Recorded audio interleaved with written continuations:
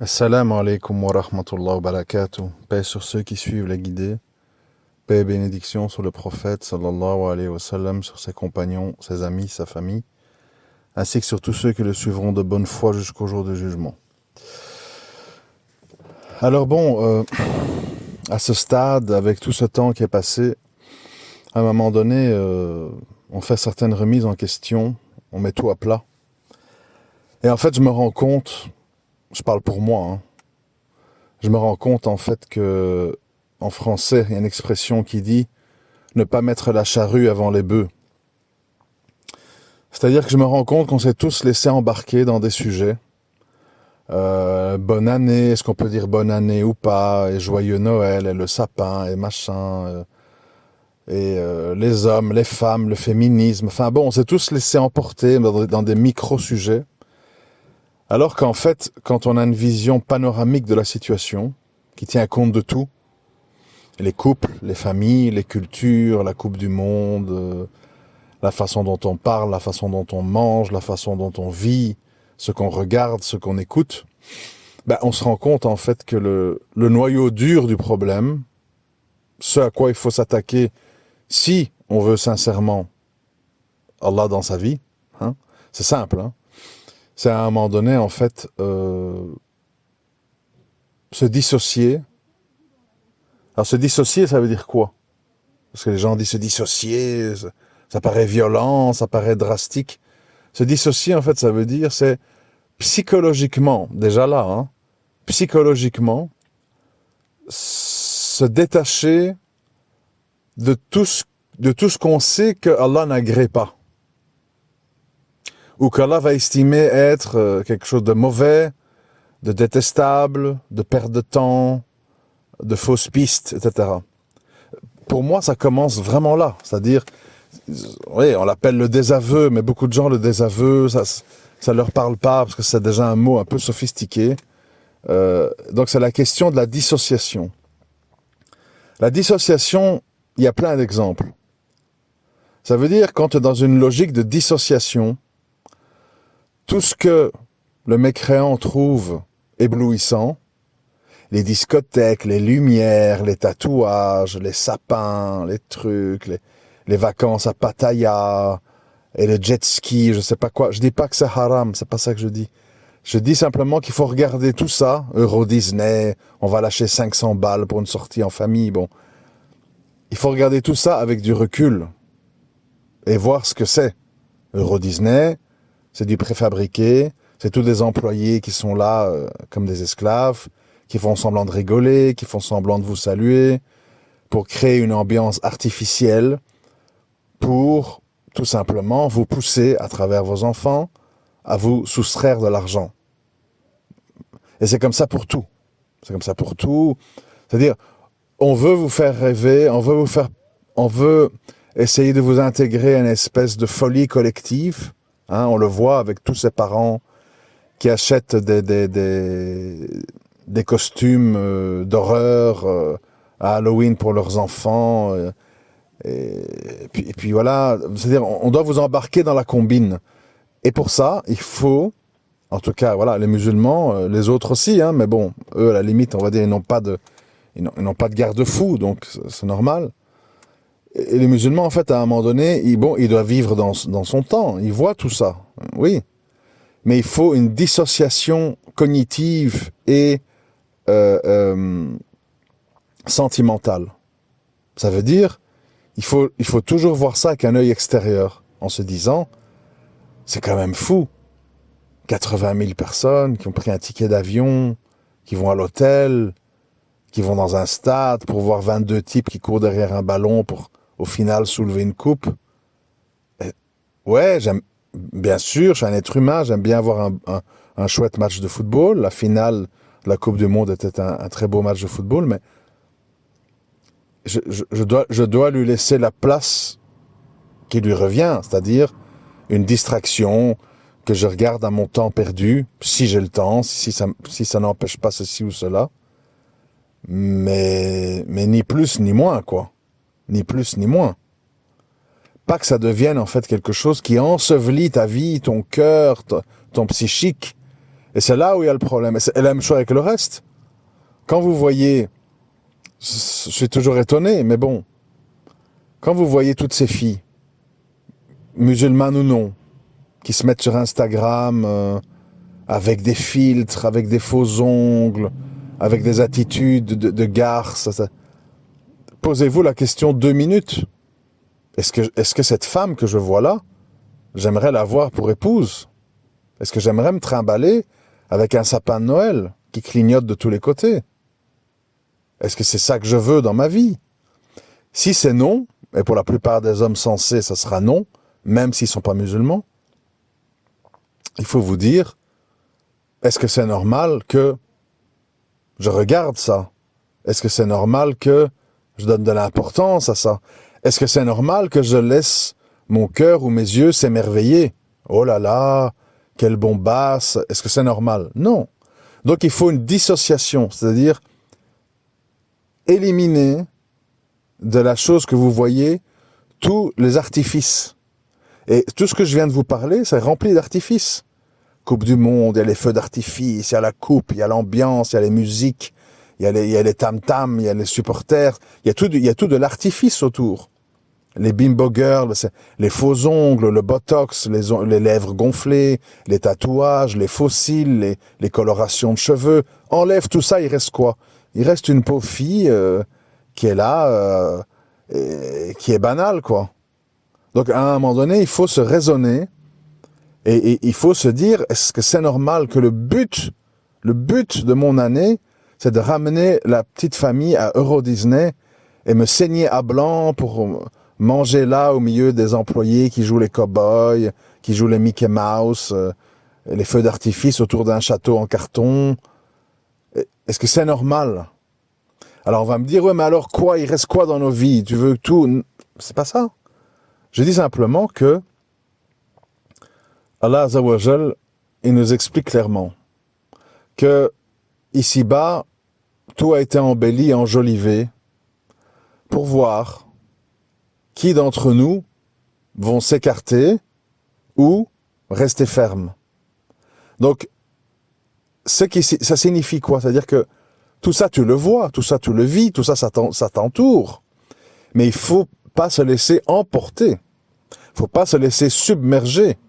Il faut pas commencer à courir dans les rues de Rabat pour recevoir les footballeurs comme des demi-dieux ou des chanteurs où on se bouscule pour aller les toucher, où on achète leurs objets d'occasion parce qu'ils l'ont porté.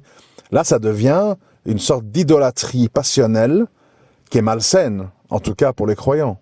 Les autres, c'est le vide, donc ils remplissent avec ce qu'ils peuvent.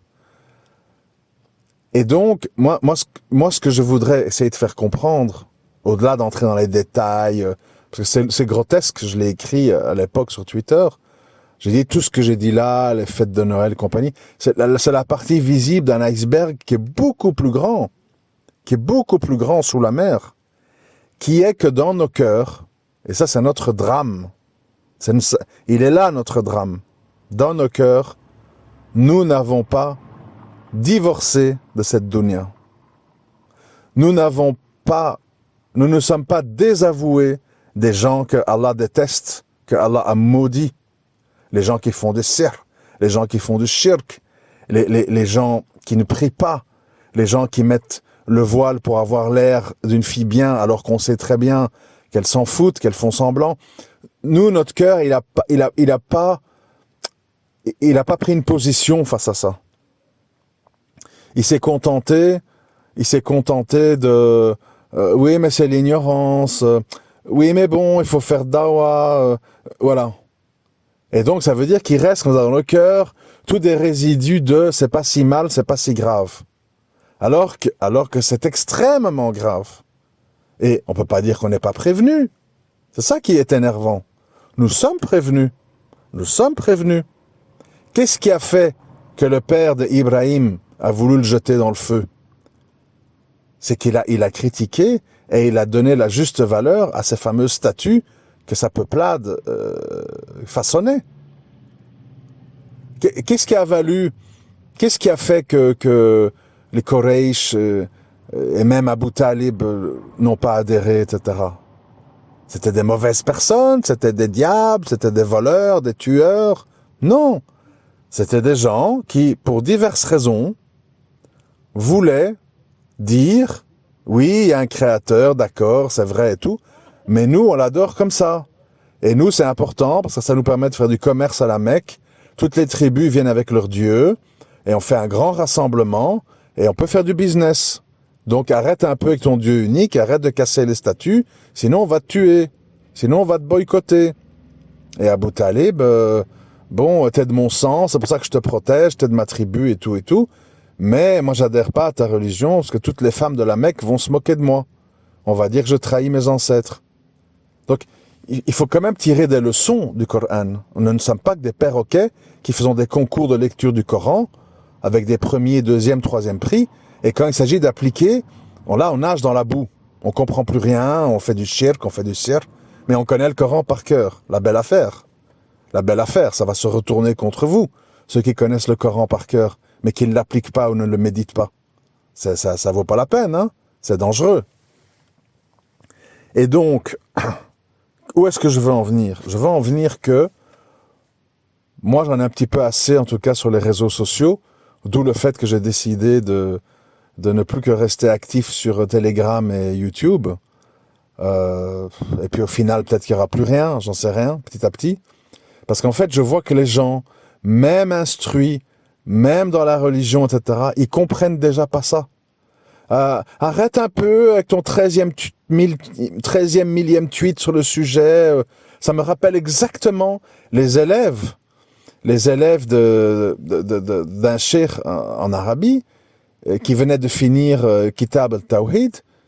Et après, on leur pose la question, selon vous, qu'est-ce qui est plus grave, quelqu'un qui fait zina avec sa mère devant la Kaaba ou quelqu'un qui égorge un poulet au nom de autre qu'Allah? Ah, zina, sa mère, ah, dégueulasse, c'est vous. Et le prof, il a dit, nous allons recommencer Kitab Tawhid à zéro. On recommence tout. Quoi, encore? Oui, vous n'avez rien compris. C'est ça, en fait. Tant que vous, pas moi, tant que vous ne crierez pas, vous ne dénoncerez pas, vos sœurs, vos mères, vos pères, vos oncles, vos voisins, les gens de votre tribu qui sont devenus, par leurs actions, des ennemis d'Allah, des rejetés d'Allah, des maudits d'Allah, ça veut dire que vous n'avez pas compris. Ça veut dire que vous n'avez pas compris. Tant que vous minimisez, tant que vous dites c'est l'ignorance, tant que vous dites oui mais, ça va pas. Ça veut dire que ça ne va pas. Vous ne voulez pas accepter. Vous ne voulez pas accepter, et ça doit rentrer dans le crâne à coups de marteau, que personne n'est immunisé contre le kufr, contre le shirk, contre le sihr. Ce sont des choses qui touchent tout le monde, même l'oncle du prophète sallam qui l'a protégé, même lui à qui Allah subhanahu wa ta'ala a interdit qu'on prie sur lui. Que dire de vos tantes? Que dire de vos pères? Que dire de vos sœurs en comparaison d'Abu Talib?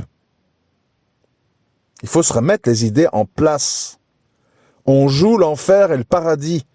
Nous avons des anges qui notent. Nous ne sommes pas ici pour nous la couler douce.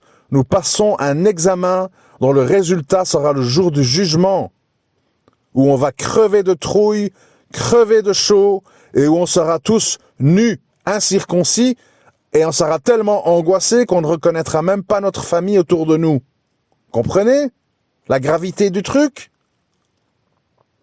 Et vous êtes là à hésiter pour des questions de tribu, de football, oui mais, t'as vu ce que t'as dit sur le drapeau du Maroc?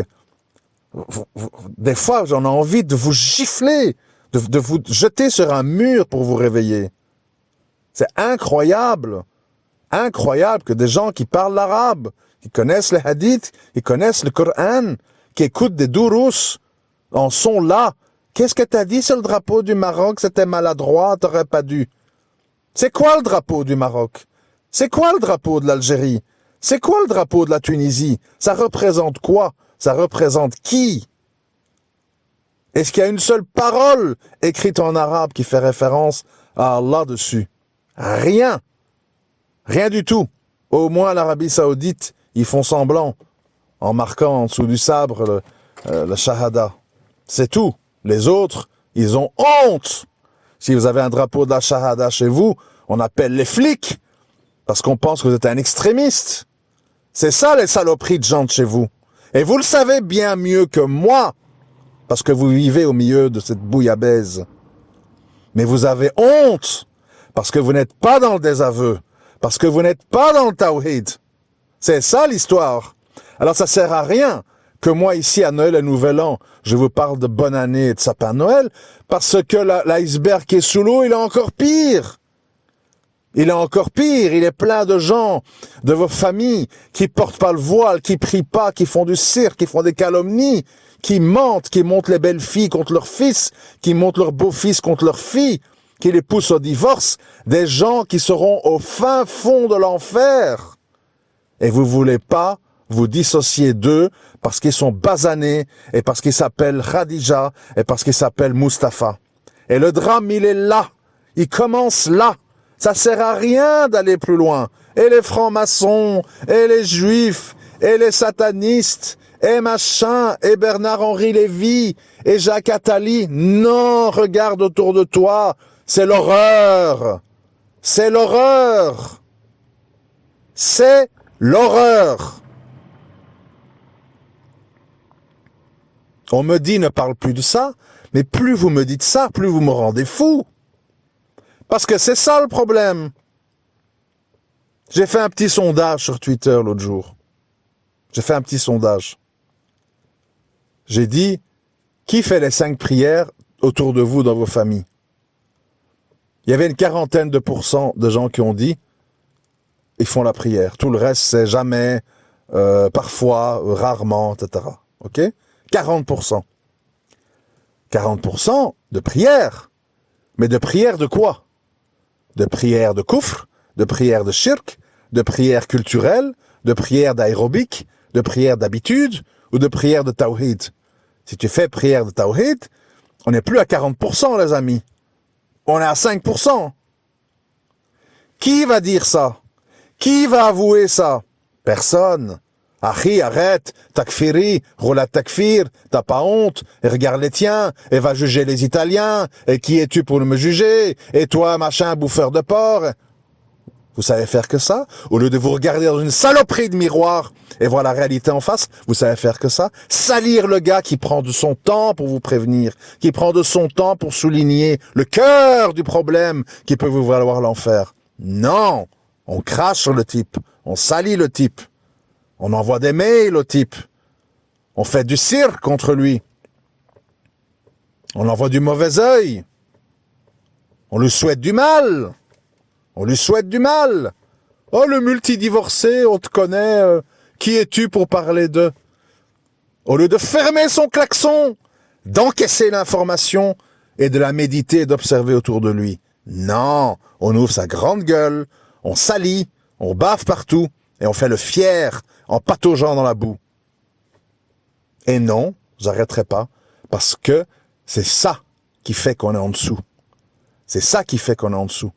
Les gens autour de vous, qui font du cirque, qui font du shirk, qui nagent dans le riba, tant que ils voient pas qu'il y a des gens dans leur famille qui leur font le rappel, qui se désavouent d'eux, qui prennent des distances avec eux, ils continuent. Ils continuent. Et on doit tous faire ça. Moi, pourquoi je me suis complètement isolé avec ma famille? Sauf quelques exceptions de frères que je connais de longue date et dont je sais qu'ils ne sont pas comme ça. C'est parce que les gens toxiques, les gens égarés, les gens instables, les gens schizophrènes ne veulent pas entendre le rappel. Tu veux pas entendre le rappel, tu prends tes distances avec moi, car je ne veux pas être contaminé par ta maladie. C'est tout. Tu as voulu te faire croire à toi-même que tu peux être musulman, musulmane, sans prier, sans hijab, en invoquant et en souhaitant le mal aux autres, etc. Tu penses que t'es réglo comme ça, c'est ton choix. Moi, je sais que c'est pas un bon choix, donc je prends mes distances avec toi et j'invoque Allah contre toi pour que tu ne me touches pas avec ton mal. C'est simple, c'est clair, c'est précis. Et donc, à un moment donné, le prix à payer, c'est de faire la fameuse caverne. Rester avec un cercle restreint de gens qui ne sont pas parfaits. Ah non, attention, nous ne sommes pas des anges, on fait des péchés, on a des manquements, tout ça on connaît. Mais des gens dont on sait qu'au moins, ils ne font pas de shirk, ils ne font pas de sihr, et qu'ils font leurs prières et ils sont pudiques en rue. Voilà. Pudique, ce n'est pas que l'histoire du voile. C'est la façon de parler, c'est la façon de regarder, c'est la façon de se comporter. Pour moi, un homme qui fait ses 5 prières et qui sans arrêt dans la rue, il yeux tout ce qui bouge avec sa femme à côté de lui, il a un problème. Et il a un problème de pudeur. Et c'est un problème à résoudre. Après, il ne doit pas s'étonner des conséquences, parce qu'Allah il punit à travers femmes, montures et autres de nos agissements. C'est tout. Donc, moi, je le dis depuis des années, je le redis ici clairement, d'une manière concise et précise, à méditer, à réfléchir, plutôt qu'à hurler sans arrêt aux racistes, machin, ignorants, va apprendre l'arabe. Non, on ferme son klaxon, on écoute le rappel, on regarde autour de toi. Et quand je dis regarde autour de toi, ne regarde pas ta madrasa, ne regarde pas ta mosquée, regarde ton environnement où tu vis, tes cousines, tes cousins, tes tantes, tes oncles, les parents des parents, les amis des voisins, la rue, le bus, le tram, le métro, la plage, l'école, l'université. Regarde autour de toi et vois la situation. Pas dire, oh mais moi autour de moi, j'ai que des frères et des sœurs pieuses. Ou dans ton environnement immédiat. Dès que tu sors de ton petit cercle, tu vis au milieu de quoi? Vois la réalité. Ah oui, mais ça c'est l'ignorance, il faut laisser le temps. Oui, mais bon, c'est des habitudes culturelles. Je sais plus ce que m'a dit un frère par rapport à un feuilleton sur 2M qui passe donc dans tous les foyers marocains, d'accord? Plus ceux qui ont la parabole ou dans leur bouquet internet. Eh ben, un feuilleton où on rigole, on fait du cirque, on invoque des esprits, on ricane, on les dévoile, bien entendu, on va voir un marabout, on va voir un sorcier, et tout ça dans la fête et la bonne humeur. Dans tous les foyers marocains. Alors le frère dit oui, vu comme ça, c'est vrai que c'est choquant, mais chez nous c'est tellement une habitude qu'on en rigole et qu'on prend ça à la légère. Ah, ouais. Ben c'est peut-être ça le problème, hein. C'est peut-être ça le problème. Ça veut dire que ça a été banalisé, normalisé. Et voilà où on en est aujourd'hui. À très bientôt, Inch'Allah. Assalamu alaikum wa rahmatullahi wa barakatuh.